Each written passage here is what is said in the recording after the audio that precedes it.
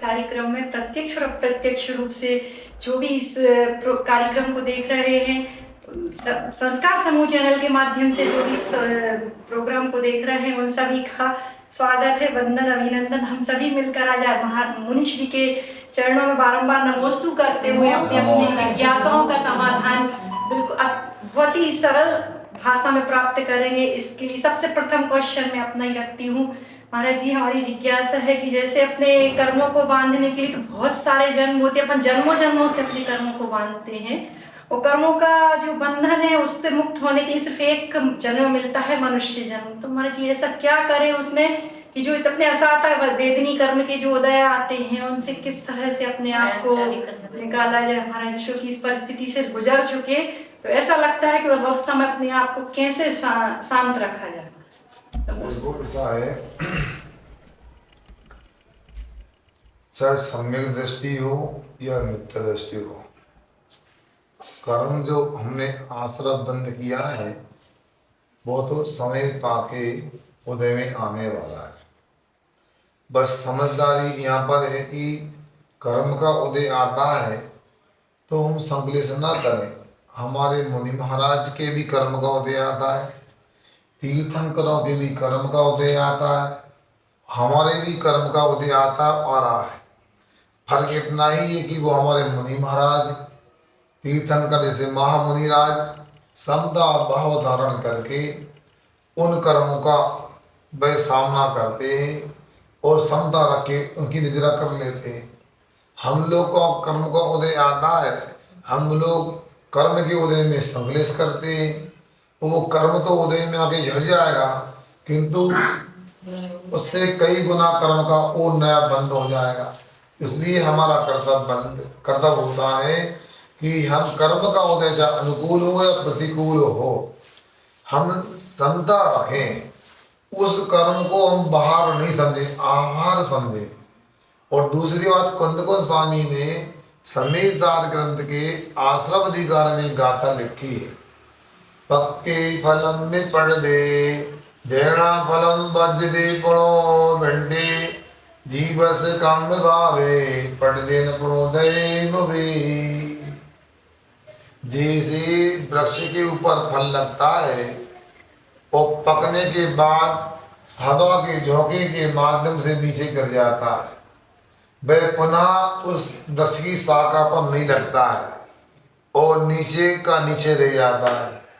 उसी प्रकार हमारा कर्म का उदय आता है, विपाक का समय होता है और आकर के फल देकर झड़ जाता है, अकर्म पने को प्राप्त हो जाता है, वह जड़ हो जाता है। इसलिए अपने लिए कर्म का उदय आने पर खेद खिन्न नहीं होना चाहिए, बल्कि प्रसन्न होना चाहिए, चलो मेरा एक दुश्मन और मेरे से दूर हो गया। और समता भाव के साथ प्रसन्न भाव से दशहरा का आनंद लेंगे तो हमारा कल्याण हो सकता है। मनुष्य पर्याय प्राप्त किए, सभी गतियों में सभी पर्यायों में तो कर्म का आश्रय बंध की मुक्ता होती है, और मनुष्य पर्याय में कर्मों के संबंध की मुक्ता होती है। हमको मनुष्य पर्याय ही नहीं मिली, बीतराग जैन कुल भी प्राप्त हुआ है। इसका पूरा पूरा अपने को लाभ लेने का प्रयास करना चाहिए। जितनी बने उतनी जैन धर्म में श्रद्धा बना के रखो और जितना आचरण कर सको आचरण करना चाहिए। बस यही जीवन की सार्थकता है, इसी से हमारा भविष्य का निर्माण हो सकता है, कल्याण हो सकता है। सवाल आपके कार्यक्रम में मुनि श्री के द्वारा इतने अच्छे सरल तरीके से हम जो समाधान प्राप्त करते हैं, उसी श्रृंखला में आगे सीमा दीदी को हम बुलाएंगे, अपनी जिज्ञासा रखेंगे। नमस्कार। जैन धर्म के अनुसार संक्रांति का क्या महत्व है? ये चर्चा हमारी पहले भी हो चुकी है, फिर भी पूछा ताजा कर लें आप लोग। संक्रांति का मतलब परिवर्तन होता है, और ज्योतिषी में उत्तरायण और दक्षिणायन दो प्रकार की आयन यानी गलियां होती हैं सूर्य आदि के संचार के लिए। हाँ, इसलिए अभी वर्तमान में सूर्य चंद्रमा की जो गति है वो दक्षिण की गलियों में मुख्य रूप से, और संक्रांति के उपरांत वो दक्षिण की गलियों को छोड़ करके उत्तर की गलियों में वो प्रारंभ हो जाएगा, अर्थात सूरज दक्षिणायन से उत्तरायण की ओर हो जाएगा। और ऐसे संधि काल में, परिवर्तन काल में, ये सूरज जो है पृथ्वी के सर्वाधिक निकट आ जाता है। और जब पृथ्वी के सर्वाधिक निकट आ जाता है तो मनुष्यों में जो चक्रवर्ती होता है उसका जो क्षयोपम चक्षु इंद्रिय का होता है 47,263 योजन, उसका सर्वाधिक चक्षु इंद्रिय का क्षयोपम होता है। अपने क्षयोपम का उपयोग करते हुए वह चक्रवर्ती सूर्य बिंब में तो अकृत्रिम जिनालय हैं, और अकृत्रिम जिनालय में जो जिन्हें बिंब विराजमान है, जिन प्रतिमा विराजमान है, अपने महल के ऊपर खड़ा होकर के उनके दर्शन करता है। अर्थात ये मान लो संक्रांति का मतलब है दर्शन महोत्सव। हाँ, और संक्रांति का मतलब है हम उष्णता से शीतलता की ओर जा रहे हैं, दक्षिण से उत्तर की ओर सूर्य जा रहा है, अथवा ऐसा भी कह सकते हैं। मगर जो भी हो, मगर ज्योतिषी के अनुसार संक्रांति का मतलब परिवर्तन होता है। उष्णता शुद्धता तो एक अलग प्रकार की बात है, बीच में आगे तो मैंने रख दी। वे सूर्य के अपने संचार की गलियों के परिवर्तन का संक्रांति है। अपने को क्या करना चाहिए महाराज? कुछ नहीं, देव शास्त्रों की आराधना करना चाहिए। हमारे चक्रवर्ती ने जैसे बीतला भगवान के दर्शन किए, हमको भी अच्छे से अभिषेक करो, शांति धारा करो, पूजन करो, विधान करो, अपने आत्म कल्याण करने के लिए विशेष प्रयत्न करना चाहिए। इसी श्रृंखला में अगले सवाल के लिए मामा जी को आमंत्रित करते हैं। मामा जी अपना सवाल रखते हैं।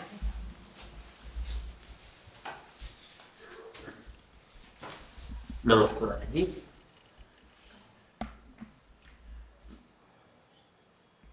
महाराज जी, ऐसा क्यों होता है कि जब हमें सानिध्य मिलता है गुरुओं का, तब हम उसका समुचित लाभ नहीं उठा पाते हैं, और जब बिहार के समय आता है तो मन में ऊहापोह करने लगते हैं।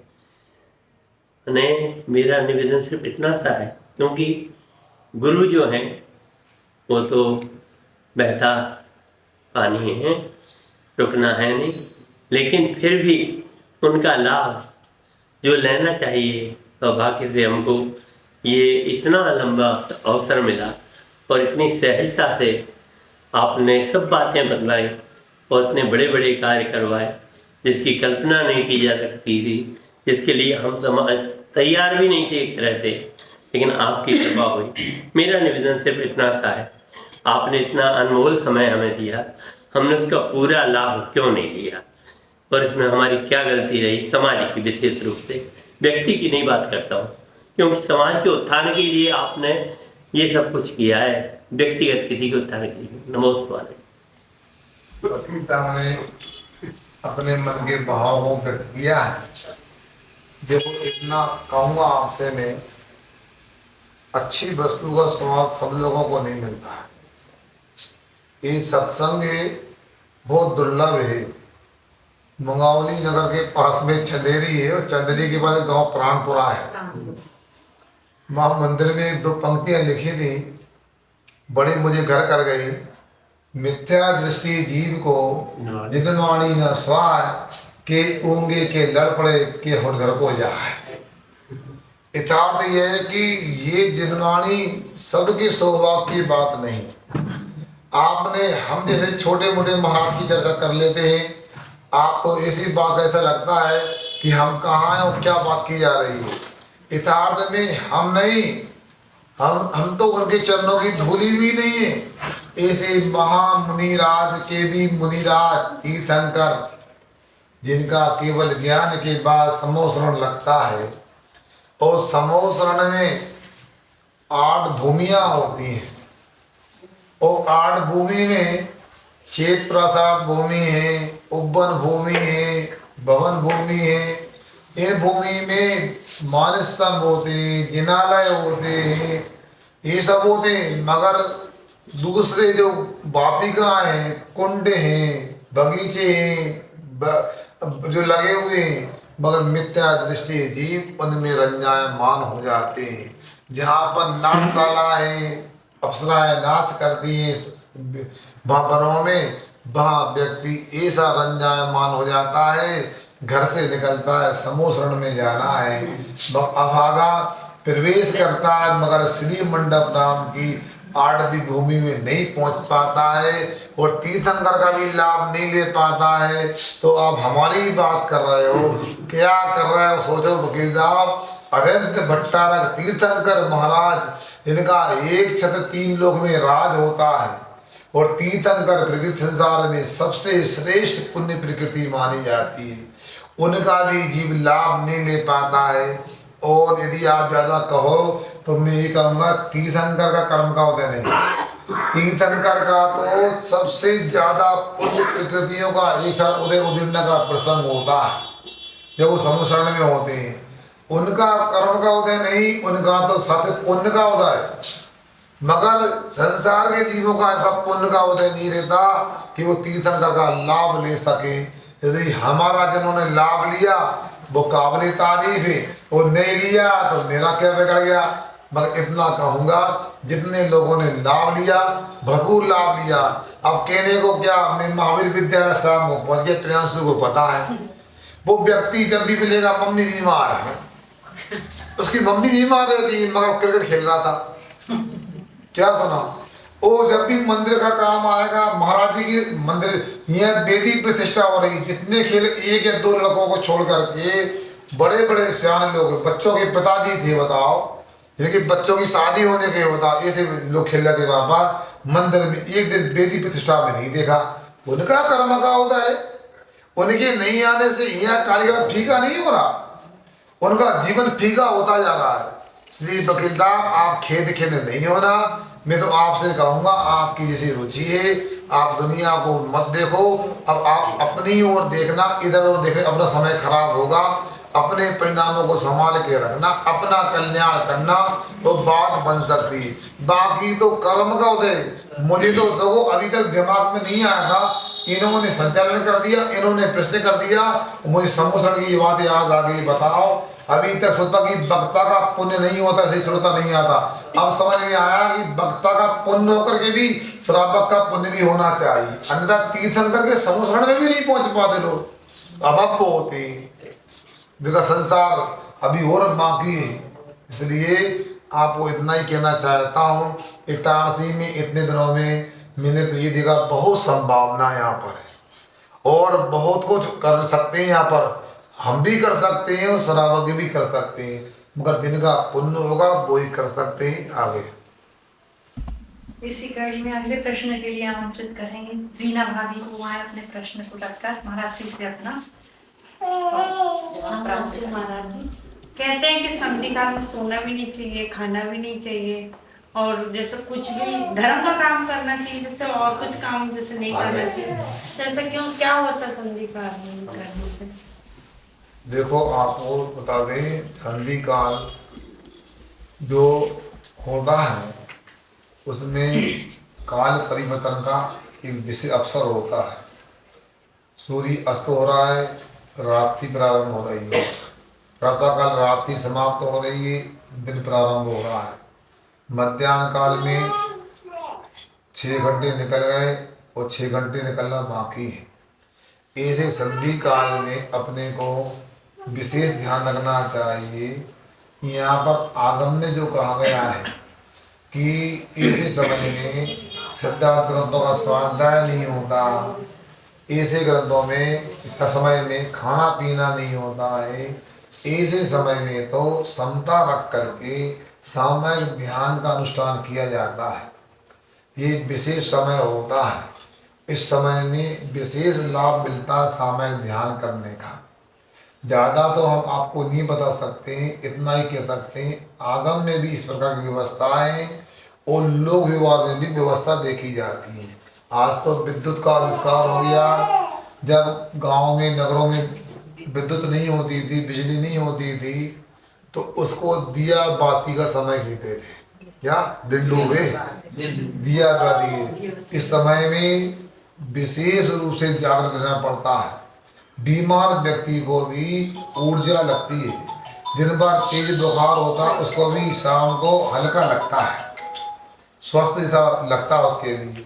इसलिए संधि काल का लोक व्यवहार में भी विशेष ध्यान रखा जाता है। आगम में भी संधि काल की चर्चा की गई है। इस समय अपने को समता रख करके ध्यान सामायिक करना चाहिए। पहले की दादी लोग समझाती ना संधिकाल में ये मत अगली शंका के लिए हम चाचा जी को आमंत्रित करना चाहेंगे, वो आएंगे अपने प्रश्न को रखें।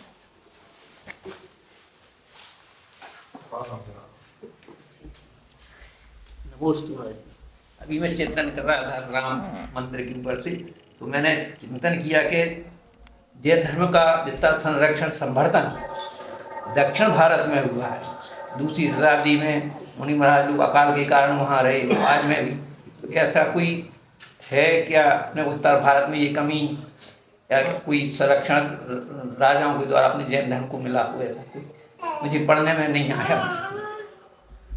देखो आपको बताया वहाँ साहब, एक डॉक्टर नेमी चंद्र जी आरा वाले ने और ज्योतिषाली थे वो, उन्होंने तीर्थंकर महावीर और उनकी आचार्य परंपरा करके 4 भागों में एक ग्रंथ लिखा है, तीर्थंकर महावीर और उनकी आचार्य परंपरा। उसको पढ़ो, आपको हमारे जैन धर्म में कैसे कैसे उतार चढ़ाव आए 20वीं शताब्दी में क्या क्या हुआ। तो आप लोगों से हमारा कहना यह है, ऐसा नहीं है, दक्षिण भारत में हमारी श्रमण संस्कृति का बहुत कुछ उद्धार हुआ है। वर्तमान में जो जो आचार्य हैं जो हुए, शांति सागर से लेकर से विद्यासागर तक लगभग सभी दक्षिण से हुए। जितने तीर्थंकर हुए सब उत्तर भारत में हुए, अयोध्या में, श्रावस्ती आदि में हुए। तो पूरे समूचे भारत में, और आज का भारत नहीं, पूर्व का भारत, जहाँ पर कई देश शामिल थे, बर्मा था, अफगानिस्तान था, लंका था, पाकिस्तान था, नेपाल था, सब। तो हमारे यहाँ तो सर्वत्र ये अपने को कई अवशेष भी मिलते हैं। कंबोडिया नाम का नगर देश है,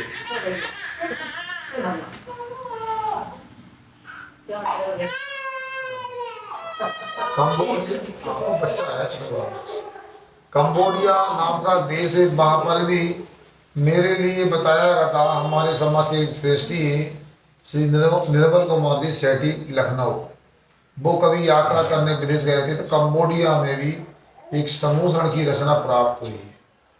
कहने का मतलब है, जो जमीन से भूतल से खुदाई में अवशेष प्राप्त होते हैं, उनसे हमारे जैन धर्म की प्राचीनता और भी पुष्ट होती है। मोहनजोदड़ो हड़प्पा की खुदाई है, मथुरा का कंकाली कीड़ा टीटीला है, ये सब अपने आप में जैन धर्म को बताने वाले हैं। इसलिए ये नहीं समझना कि हमारे को कमी रह गई, कुछ काल का प्रभाव भी रहता है। एक पंचम काल है और वही हुंडा अवसर्वी काल है। यहाँ तो ऐसा ही होना है, अच्छाइयों का ह्रास होगा और बुराइयों का विकास होगा। वो अभी क्या देख रहे हैं, अभी तो अगड़ाई आगे वो लड़ाई वाली बात है। ये इतिहास में यतिप्रसाद स्वामी आदि लिखते हैं, जब पंचम काल समापन को होगा, कल की राजा मुनि राज की अंजलि से भी टैक्स मांगेगा। अब देख रहे हैं ना, नए नए टैक्स लग गए। जब मैं गांव में रहता था तब वहां को टैक्स होता, टैक्स नाम की कोई वस्तु नहीं होती थी, हर काम फ्री में होता था। और आज तो गांव में और नगरों में टैक्स के ऊपर टैक्स लगते हैं। कितने टैक्स है बताओ, नगर पालिका टैक्स होता है, जल टैक्स होता है, कचरा गाड़ी टैक्स भी हो गया, आप तो सुना है। इसके बाद इनकम टैक्स है, सेल टैक्स है, गुड्स एवं सर्विस टैक्स हो गया, जीएसटी हो गया, और न मालूम कितने टैक्स लगते हैं यहाँ पर। तो ये सब हम लोग उधर ही जाना समाप्ति की ओर। दूसरी बात, इतिहास गवाह है कि अग्नि समाप्त होगी तो सृष्टि का समापन हो जाएगा। अब अग्नि कहाँ बची? पहले जमाने में चूल्हा जलता था, अग्नि का की श्रृंखला कभी समाप्त नहीं होती थी। शाम को अंतः बन गई तो लूबरा को, कंडी को एक घास में दबा के रख दिया। इसके बाद में सुनो, शाम को अंतु बनाना सुबह की अग्नि काम आती थी, उसमें तिनके डाल के छुट्टी डालकर जलाते थे। अब अग्नि की श्रृंखला समाप्त हो गई, अग्नि समाप्त हो रही। अब आप देख रहे हैं चूल्हा नहीं दिख रहा, सिगड़ी समाप्त हो रही, अब स्टोव मिट गया, अब गैस आ गया, इंडक्शन ने स्थान ले लिया। अब अनेक प्रकार से आप देख रहे हैं क्या स्थिति बन गई है। तो ये सब पतन की ओर जा रहे हैं, मगर कोई नई बात नहीं। अब सर्वकाल काल में ऐसा ही होता है, हम पुरुषार्थ करें, अच्छाइयों की वृद्धि हो, यदि हमारा पुरुषार्थ कार्य नहीं होता तो अपन समझ ले काल का भी कोई ऐसा प्रभाव है कि आचार्य ने कह दिया अंत में एक वीरांगज नाम के मुनि महाराज होंगे, सर्वश्री नाम की आलिका जी होंगी, तंगुश्री अग्नि नाम के श्रावक होगा और तंगुश्री नाम की श्राविका होंगी। ये 4 लोग ही रहेंगे। और जब वो कल की राजा तेज मांगने आएगा तो अवधि ज्ञान से समझ में आ जाएगा, चारों समाधि ले लेंगे और पंचम काल समाप्त हो जाएगा, छठा काल लग जाएगा और पशुओं की तरह मनुष्यों की प्रवृत्ति होगी और छठे काल के मनुष्य मरकर नरक जाएंगे, नरक से आएंगे। ये व्यवस्था है, इसलिए अपने को ज़्यादा खेद करने होने की आवश्यकता नहीं है। तो अपने परिणामों को संभाल के रखना, अपने कल्याण को कभी नहीं भूलना। अगली शंका के लिए ज्योति भाभी को आमंत्रित करेंगे, वो अपनी शंका को रखें। नमस्ते महाराज जी। नमस्ते महाराज जी, मेरा प्रश्न है कि आजकल के बच्चे, लड़का हो चाहे लड़की हो, देर रात तक जगना और देर मतलब उठना। अरे दिन की शुरुआत ही उनकी 9-10 बजे से होती है, तो उनको मतलब कैसे संभाला जाए? उससे घर की व्यवस्था पूरी चरमरा जाती है। देखो ऐसा है, हम अपना कर्तव्य करना चाहिए। मैं मानता हूँ आज किसी का किसी पर नियंत्रण नहीं है, माता पिता का बच्चों पे नियंत्रण नहीं है, बच्चों का अपने बच्चों पे नियंत्रण नहीं है, महिलाओं पर पुरुषों का नियंत्रण नहीं है, पुरुषों का महिला नियंत्रण नहीं है। मगर अपना कर्तव्य करना चाहिए। इतना ध्यान रखो, उनको देखकर कभी दया भी आना चाहिए कि पढ़ाई का मतलब क्या होता है, शिक्षा का मतलब क्या होता है। एक इंसान का जीवन जीने का नाम शिक्षा होती है, मगर आज शिक्षा की परिभाषा इतनी हो गई है कि बड़ी डिग्री ले लो और बड़ा पैकेज मिल जाए, उसके अलावा कुछ नहीं होता। क्या जीवन है बताओ? गांव में 2-5 रुपए कमाने वाले सुख चैन से जीवन यापन करते थे, आज 50-50 लाख का पैकेज देखते हैं। वो पैकेज मिलने के बाद भी शांति नहीं, लोग आत्महत्याएं कर रहे हैं, तलाक हो रहे हैं, लड़ाई झगड़े हो रहे हैं, नशे कर रहे हैं, टेंशन रहता है, शराब पीते हैं, अनेक प्रकार की बातें विसंगति देखी जा रही है। हम तो इतना ही कहना चाहते हैं, यदि अपने बच्चे नहीं सुनते हैं उनसे कहो भाई आप अपना काम करो, हम अपना काम करते हैं, आपका परिवार का निर्वाह करो। किंतु कभी कभी ऐसा लगता हमें बच्चों को, बहू बेटों को माता पिता की आवश्यकता नहीं है और माता पिता बच्चों को छोड़ते नहीं क्या। इसलिए ये सोचना चाहिए, हमने यदि अपने बच्चों का व्यवहार कर दिया और वह ग्रस्त हो गया, अपने लिए साथ में रहना हो तब भी, अलग रहना तब भी, अपना काम करना चाहिए। मगर हम लोग कितनी आकुलता पालते बताओ? क्यों मौसा आप मंदिर क्यों नहीं आगे से करने, नाती को खिला रहे थे बताओ? तो नाती का वो माता पिता यानी आपके बच्चों का आपने कर लिया ना, ये कौन सी बात होती है? क्यों दुकान घर क्यों वो गिनता है? आप मंदिर क्यों नहीं आए? फिर मैं दुकान में था कि लड़का भाग गया, लड़का यार दुकान मंदिर क्यों छोड़ती हो? हाँ, इसलिए आप लोगों को समझना चाहिए। उसको ले लो बहुत जा रहे हैं इनके पास। इसलिए हमारा कर्तव्य है, आप लोगों को ये देखना चाहिए हमारे बच्चों को हमारी कितनी आवश्यकता है। हमें लगा उन्हें आवश्यकता है नहीं, वो आप बीच में दखल दे दें, वो हो ये रहा है बताओ। सही बात जी, सही बात। यदि आप लोगों को अपने जीवन में अपनी चिंता करना चाहिए, बाकी चिंता करना व्यर्थ है। हो गया, आगे आओ। अगली जिज्ञासा के लिए नीतू भाभी आएंगी, अपनी शंका का समाधान महाराष्ट्र से प्राप्त करते हैं। मनुष्य गति में भी नरक गति के दुख देखने को मिलते हैं, मतलब कौन कौन से हैं? जैसे थोड़ी सी प्रकाश डालती हूँ। देखो, नरक गति के दुख नरक गति में मिलते हैं, नहीं। मनुष्य गति के मनुष्य गति में मिलते हैं। मगर कभी कभी मनुष्य गति में विशेष भयंकर दुखों को देखकर ऐसा लगता है नरक गति के दुख यहाँ आ गए, मगर ऐसा नहीं होता। नरक गति के दुख नरक गति में होते हैं, देव गति के देव गति में होते हैं, त्रज गति के त्रज गति में होते हैं, मनुष्य गति के मनुष्य गति में होते हैं। आप क्या समझ रहे हैं स्वर्ग में दुख नहीं मिलते, वहां पर ही दुख मिलते हैं, बल्कि वह मानसिक दुख होते हैं, विशेष तड़प होती है। वहीं शारीरिक दुख होते हैं, नरक गति में विशेष शारीरिक दुख होते हैं। दुख तो सब जगह होते हैं, क्योंकि संसार में यदि दुख ना होता तो तीर्थंकर संसार का त्याग क्यों करते। इसलिए आपको ऐसा लगता है, हाँ, जब तीव्र असाध्य वेदना की बाढ़ होती है तो यहाँ पर भी नरक गति के नाकियों की तरह यहाँ पर यातनाएं प्राप्त होती हैं। खाने को भोजन नहीं दिया जाता, पीने को पानी नसीब नहीं होता है। पानी भोजन मिल जाए तो शरीर इसी योग्य तो खा पी सके, उल्टियाँ हो जाती हैं, अनेक प्रकार के शरीर में ऐसी दाह उत्पन्न होती है, चर्म रोग आदि हो जाते हैं कि असहनीय वेदना होती है।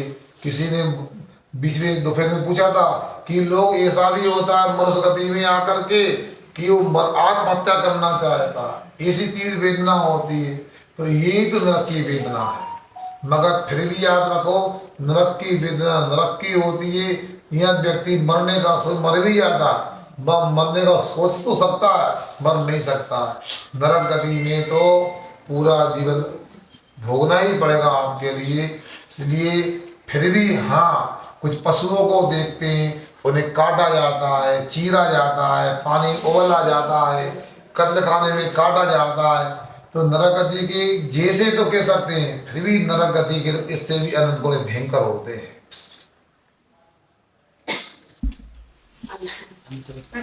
अभी जिज्ञासा के लिए मास्टर अंशुमंजन आएंगे महाराष्ट्र से। नमस्ते महाराज जी, मेरा प्रश्न यह है कि आप एक बार दर्शन विधि में बता दीजिए। दर्शन विधि बता दीजिए। अंशुमान भाई, हमने पाठशाला की स्थापना कर दी है। आपसे हम यही कहेंगे, आप नियमित रूप से पाठशाला पढ़ने आओ तो आपको दर्शन विधि भी पता लग जाएगी, किनके दर्शन करना ये भी पता लग जाएगा, पूजन अभिषेक कैसे करना ये भी पता लग जाएगा, और धर्म का पालन करके बुद्धि का विकास कैसे होता है, अपनी फिजिकल लाइफ डेवलपमेंट कैसे होती है, हम IAS कैसे बन सकते हैं, IPS कैसे बन सकते हैं, ये फंडे भी आपको प्राप्त हो सकते हैं, बशर्ते आप नियमित रूप से पाठशाला आओ। और एक बात और बता दें आपको, यदि जो विद्यार्थी पाठशाला आता है, मैं दावे से कहता हूँ दूसरे विद्यार्थियों की तुलना में उसको 10% मार्क्स एक्स्ट्रा प्राप्त होते हैं, 10% अंक प्राप्त होते हैं। उसका जीवन में याद रखो, सुविधा का अवसर ज़्यादा नहीं मिल पाए, सुविधाएं ज़्यादा भले नहीं मिले, मगर उससे ज़्यादा सुखी कोई नहीं हो सकता है। इसलिए संसार में अपने को सुविधा के लिए कुछ नहीं करना है, अपने को तो सच्चे सुख प्राप्त करने के लिए करना है। तो सुख के लिए सुविधा होती है। इसलिए आपसे हमारा कहना है, आपने दर्शन विधि के बारे में पूछा है तो इतने संक्षेप में बता देते हैं आपके लिए। सुबह जब स्नान कर लेते हैं, सब कामों को छोड़ करके फिर मंदिर आओ, भले विद्यालय का टाइम है जल्दी आ जाओ। सुबह तो थोड़ा सा हम तो कम से कम 6 किलोमीटर की दौड़ लगाते थे, बाहर करते थे, सोने पहाड़ था, दौड़ लगा पहाड़ घर से निकलेंगे, दरवाजा लगा करके और फुटबॉल के शू पहन करके दौड़ लगाते थे, पसीना पसीना होते थे, 1 घंटा फुटबॉल खेलते थे। तो आप ऐसा कर सकते हो, घर से नीचे देखकर चलो और दौड़ के समय नहीं आओ, दर्शन करो, मुट्ठी में चावल द्रव्य लेके आओ और भगवान के दर्शन करो, तो स्वास्थ्य भी ठीक रहेगा, भूख भी अच्छी लगेगी, बुद्धि का विकास होगा। जैसे भोजनशाला में जाते हैं तो शरीर को ऊर्जा प्राप्त होती है भोजन करने से, भगवान के मंदिर में जाते हैं तो आत्मा को ऊर्जा प्राप्त होती है। अपना तो बुद्धि का पॉइंट है ना, सुनो, जो बुद्धि का इंस्ट्रूमेंट शरीर में आत्मा में है वो चार्ज हो जाता है। जैसे मोबाइल होता है ना, डिस्चार्ज हो जाता है, प्लग लगा दो चार्ज हो जाता है, फिर काम करता है। उसी पर भगवान के मंदिर में आओ और विधि पर दर्शन करो तो अपने आत्मा में ऐसा चार्जिंग का वह प्रसार हो जाता है। उसके माध्यम से जो भी पढ़ाई करते हैं अच्छे से पढ़ाई की अध्ययन ज्ञान की प्राप्ति होती है। ऐसा अपने को जानना है। दोस्तों बोलो, इसके बाद सुनो, इतना बोलने के बाद में एक बार रमोकार मंत्र पढ़ो, भगवान को देख करके नीचे नमस्ते करो, बैठकर गवासन से बैठ करके। और सब शिविर में नहीं आए, बहुत सी बातें सिखाई शिविर में हमने। फिर अर्घ बोलो, एक विनती करो, दशम देव दिवस की है, गुरुपुत्र पावन की है, जो भी अनुकूल लगे, एक कायस्वर करो और कर सको तो आप इन परिक्रमा कर लो, ऐसे ऐसे करके करा जाओ। अंतिम जिज्ञासा के लिए मैं भैया को बुलाऊंगी। नमस्ते महाराज। मैं मानस स्तंभ में जो भगवान जी विराजमान रहते हैं, उनका अभिषेक का क्या है कि वो कभी होता ही नहीं है ऐसा कुछ? देखो ऐसा रहता है, विधि तो ये जहाँ मंदिर होता है, मूल नायक भगवान की प्रतिमा से 12 गुनी प्रतिमा, सुनो, मूल नायक जो भगवान होते हैं उनसे 12 गुना मानस्तंभ बनता है। और जो मानस्तंभ बनता है ना, वो मानस्तंभ भगवान के सामने इसलिए बनाते हैं जिनको मंदिर प्रवेश नहीं है, जो शूद्र हैं, पशु हैं, पक्षी है, वो भी भीतर आके दर्शन कर दें। अब पशु पक्षी तो शूद्र लोग तो अभिषेक पूजा कर नहीं सकते हैं, इसलिए वो मानस्तंभ का अभिषेक नहीं होता। फिर भी आजकल एक दो जगह ऐसा हो गया है, तो भाई मैं कुछ नहीं बोलता हूँ, आपको यदि ऐसा लगता है, मेरा बिल्कुल समर्थन है। मैं तो जब मंदिर हो भवनना चाहिए, मगर जब साधु संत प्रेरणा दे देते, वो बड़े साधुओं से आशीर्वाद लेके जाते हैं, और फिर उनको करना है तो वो तो करेंगे, हमारे मना करने से भी क्या होने वाला है। मगर विधि तो यही होती है कि जहाँ मंदिर होता है उनके सामने भगवान की प्रसाद 12 गुना मानस्तंभ बनाया जाता है। ऐसा अपने को जानना चाहिए। यद्यपि एक दो जगह और भी गंजेवासुदा में, गौशाला में बनाया गया है, और यूनिवर्सिटी में सागर में बनाया गया है, कुछ स्थितियों को देखकर बनाया गया है, किंतु मूल राजमार्ग तो यह है, मंदिर के सामने मानस्तंभ बनता है। और हमेशा तो उसका अभिषेक नहीं होता, वर्ष में एक बार अभिषेक का कार्यक्रम वहाँ रहता है, इसे जानना चाहिए। फिर अपनी सुविधा के अनुसार कम ज़्यादा भी कर सकते हैं, मैं नहीं कह सकता हूँ, इतना मैं समझता हूँ, आपको बताया। ठीक।